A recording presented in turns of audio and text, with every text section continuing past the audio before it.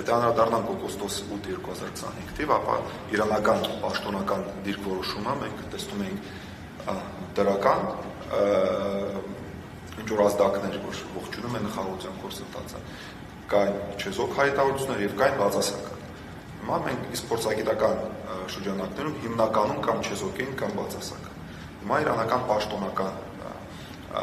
մակարդակում դրական հայտարարություն մենք չենք տեսնում,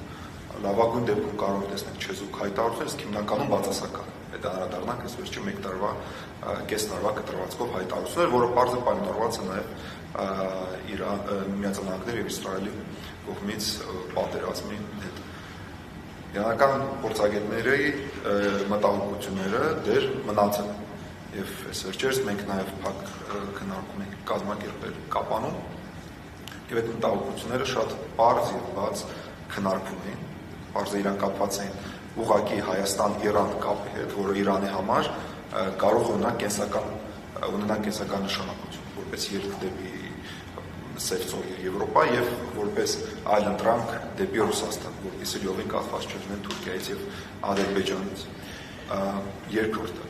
իհարկե մտահոգված է Միացյալ Նահանգների հնարավոր ներկայությամբ, որը ուծելուց ռազմական չլինի, ապա կարող է օգտագործվել հետախուզական նպատակներով, դա նշանակում է որպես անվտանգության ոլորտում էլի հնարավոր սպառնալ։ Եվ ինչպես մենք հասկացանք, հիմնական խնդիրը նա է, որ դեռ չկան հստակ դետալները, ոչ մեկ չգիտի թե ինչ ձևաչափով ամեն ինչ աշխատելու է, ինչը տեխնոլոգիա գետնի վրա, հետևաբար, այո, հիմա Իրանը եւ ոչ իրականում Իրանի, հիմնականում մեր զավարավերան պետությունների արտաքին քաղաքականությունը ուղղակի կապված է անվտանգության հետ։ Լինի դա Իրանը, լինի դա Իսրայելը, լինի դա արաբական էմիրությունները, հետևաբար, դե խոսքը գնում է Միացյալ Նահանգների ներկայության մասին, նույնիսկ ինչ-որ ընկերության փաթեթով, ապա իհարկե դա իրանք դիտում են, որ անվտանգության լենզերով։